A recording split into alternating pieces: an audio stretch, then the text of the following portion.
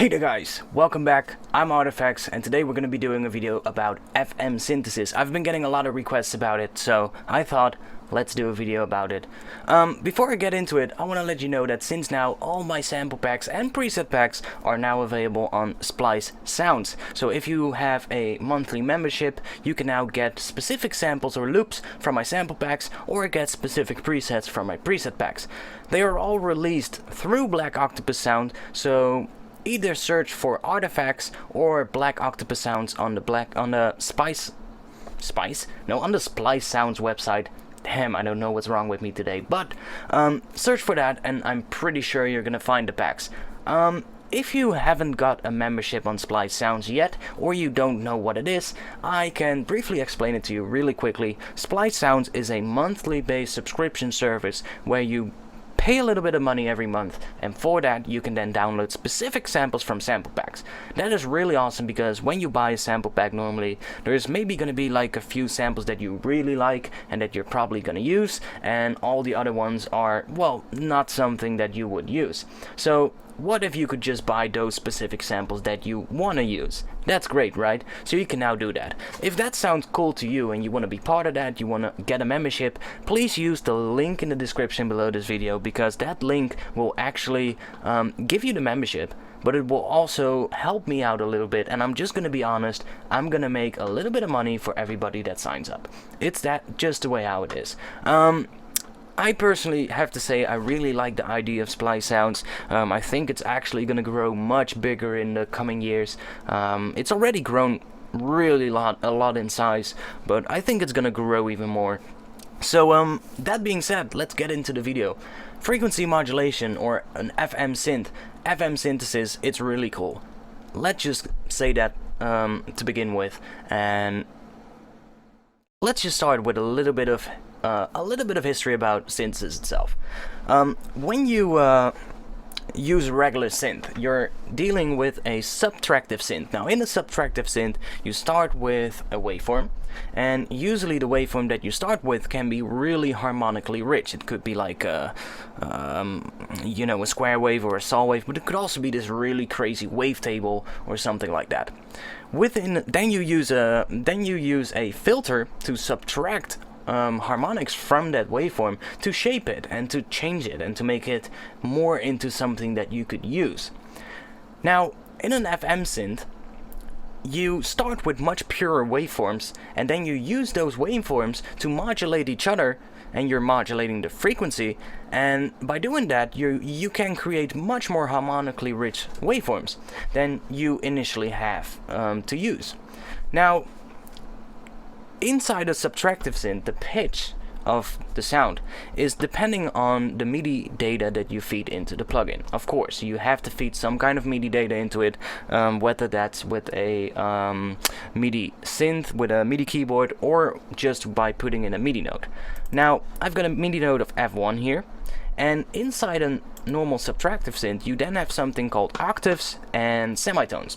And octaves and semitones are then used to change the pitch of the sound, because you get the note that is feeding into the synth, and then you use the octaves or the semitones to transpose the sound up and down, and you can get the whatever note you want. Now, it works a little different inside of an FM synth. Inside an FM synth, first of all, the oscillators are usually called operators. Now, I know inside of operator, which is the FM synth that comes with Ableton Live Suite, they are actually just called oscillators, so I'm not sure why they did that, but I know that most FM synths use the term operator instead of oscillator. Now, you also don't have something like semitones, you don't have octaves. So how can you change the pitch then? Well, of course, you're still depending on the MIDI note that's being fed into the plugin, but then you have something called a ratio, and that ratio inside operator, which is Ableton's native FM synth, that ratio is called the chorus value. So when the chorus value is set to 1, and the transpose section here is set to 0 semitones, because that's also really important, the note that is going to come out of this is going to be equal to what you feed into it. So I'm feeding an F1 into it, and we get an F1. So I can show you a little bit of a thing right here. That's it. That is my little vector scope. Maybe I should change the background a little bit. Yeah, that's better. So, that's better. Now that is our F node. I can increase the gain a little bit so that we're able to see what's going on. If I go into operator now and change the coarse value to 0.5, we now have an F0 node. So halving the ratio is actually going to result in a sound that's exactly an octave lower. So remember that when you want to bring something down an octave, you gotta halve the ratio. This also means that when you want to increase the octave, so you want to bring it an octave up, you need to double the ratio. So to get, we're feeding in an F1, and if we want to get an F2, we have to use a ratio of 2. So now we have F2. And you can see that it's correct because this waveform is not shifting back and forth. If I would do one or just transpose a couple of semitones, you can see we get something like that. So every time I'm hitting a perfect F, it will look like this. If I set this to a ratio of 3, that shouldn't be an F, right?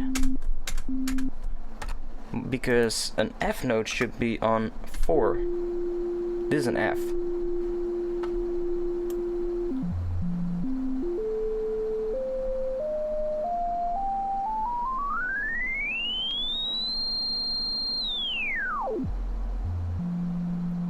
I'm not sure. But to bring it up an octave, I'm pretty sure you have to double the ratio. So I'm not sure why a coarse value of 3 is not resulting in a waveform that shifts back and forth. Interesting. Maybe because it's exactly on a rounded value? Because if I bring the fine tune up just a little bit, you can see what happens. And I mean, even during the fine tuning, we can find spots like here where it's almost standing still. So I guess whenever you use these coarse value, it just snaps to those kind of spots where it's just sitting still and it's in tune. I guess that's what's going on. So you see, even now I'm finding out new things with operator. I mean, I've been using this thing for years now and I'm still finding out new stuff. So that's cool. Now let's get into it. Whenever you do frequency modulation, you use the frequency of another operator to feed into the operator that's outputting sound. So right now, if I go into the routing tab, you can see we have this just a standard routing, which means the audio is going from D to C to B to A, and from A it's going into the filter and then it's going to the output. So I could pretty much turn these all off because we're only using this one right now. Now I'm gonna use another operator. And this one is, I'm gonna set the coarse value of the first one to 0.5. So we don't get an F1, but we now get an F0. And I'm gonna use this one, which has a coarse value of 1, so it's an octave higher. Sorry. And I'm gonna increase the volume of that. Now see what happens to our sine wave.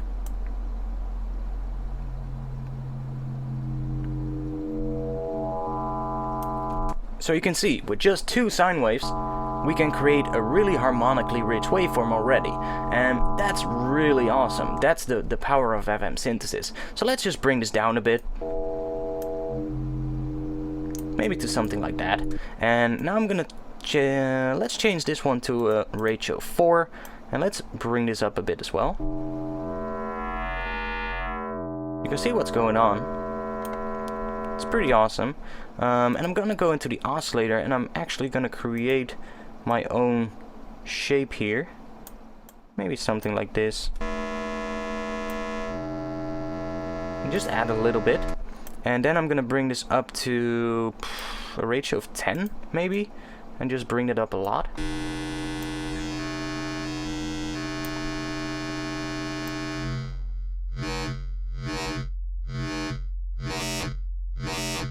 So you can now see that the level of the second operator is completely changing it from a sine wave to this really harmonically rich waveform, which we can then run through the filter again and go back to an almost pure sine wave. So that is the power of FM synthesis. You can then use the envelopes on the operators to further change the sound. I could, for instance, do a little bit of attack on here, so we get that, and then do a nice long decay time, bring it down, and get something like that. I could then shape these.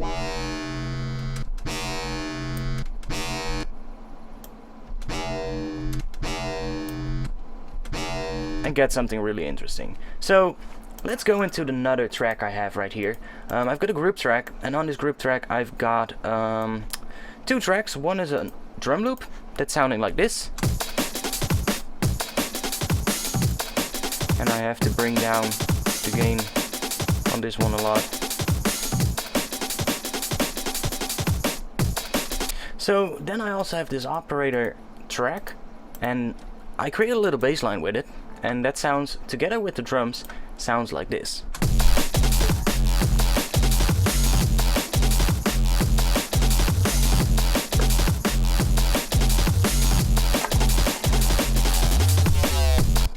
Now, I'm going to show you how I created this, so let's get into it. I'm going to turn all the effects off right here, and we're going to get into the operator first. I'm going to turn the filter and the pitch envelope off, and let's turn off these operators. So, the first operator that I have right here is a sine wave set to a coarse value, or a ratio of 0.5. I'm feeding in mostly F1 notes and a couple of F sharp 1s and F sharp 2s, so I'm getting an F0 right here. I could basically just drop this down an octave and keep the ratio at 1. I'll get the exact same result. But that's just what I did. So I also have, as you can see, I have this little pitch bend right here, and you can see that these 2 notes are actually overlapping, and I'm using the glide inside of operator, so the glide and the portamento, to create this gliding note on the end of the phrase. Now for the operator itself, we're starting out with just a sine wave again, and I'm feeding into that this other sine wave, but I've basically just inverted the phase by setting the phase to 46%. So if I set this to 50%, it's exactly out of phase, and it will result in, well, something different.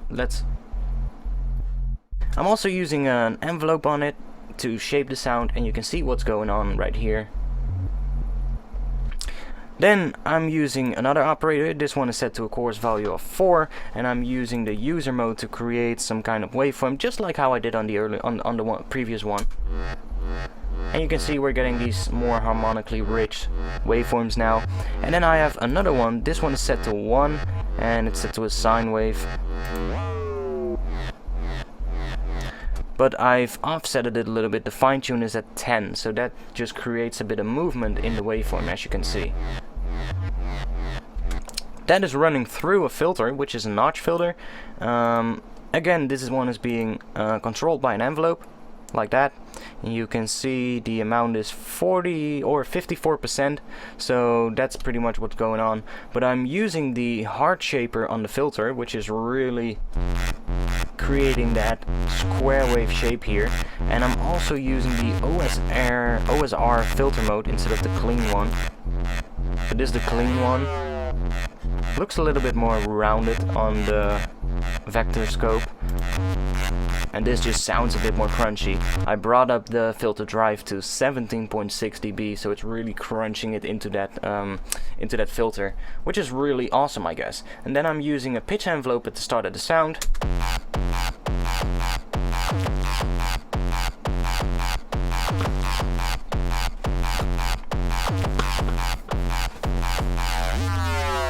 And that's really changing the sound. Now, let's go into the filter or into the additional processing. The first effect I have right here is an EQ. Now this one is just changing the shape of the sound. It's just bringing down the mids a little bit and just, you know, leveling the frequencies out a little bit. We also lost a little bit of the square shape now, which is kind of what I wanted. I really like the sound of the squarey kind of thing, but I you know, I think it's a little bit too harsh, so by doing these things you're really rounding it off. Now I've also got this amp set to the blue setting, brought the middle and the treble down a bit, so again I'm just, you know, saturating the bass frequencies, but I'm, you know, not really saturating the middle and high frequencies that much. I've also set it to the output to dual, so we're getting a stereo output. Because we're using the fine tune, we get a little bit of stereo spread now.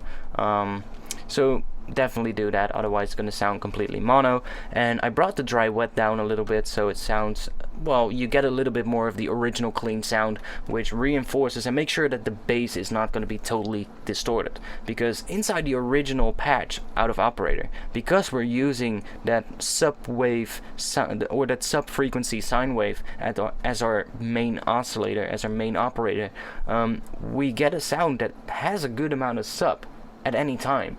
Unless we start high passing it with one of the filters, or we bring the notch filter down too much, of course we're going to lose sub frequencies. But if we don't do that, we will get pretty much a patch that always has a good amount of sub. You just have to control the mids and the low mids, what comes after the sub, to make sure that the sub is not overpowered by those frequencies. But if you make sure that the sub frequency is always the loudest in your bass, you're going to be fine no matter what. So then I have an EQ3. Now I never use EQ3, but I thought I just need to level again the sounds a bit. You can see I'm just doing the same thing again, bringing down the mids and bringing down the high frequencies.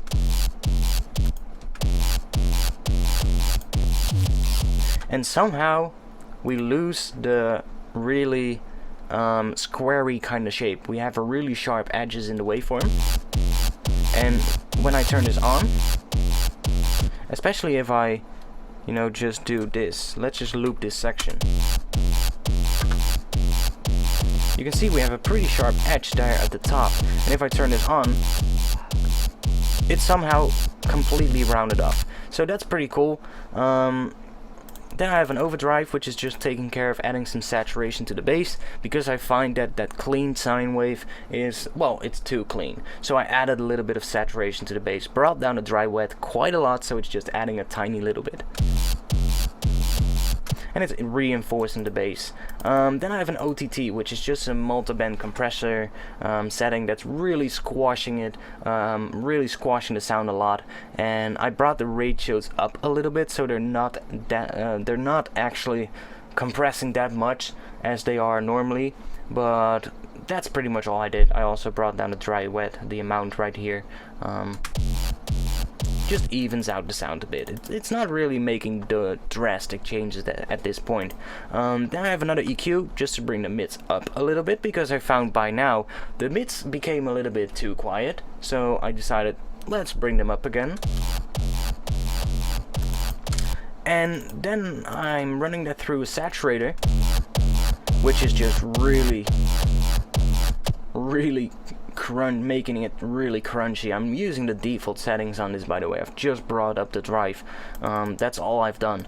And then I've added this utility with a little bit of volume automation, and if you look closely, the volume automation is going on at every kick drum and every snare drum. And I've done that to make sure that we're not overpowering the drums, because these drums are not, well, they're not your heaviest. They're more like these they're more like a real acoustic drum kit kind of sound. Albeit processed acoustic drum sounds, but it still sounds like an acoustic drum kit has been used at some point to create the samples of this drum loop. So it's easy to overpower these. Normally I would layer them with synthy drums and, you know, get best of both worlds, but I didn't have the time to do that right now. We're at 19 minutes, okay. Yeah, so that's it for the entire sound, to be honest.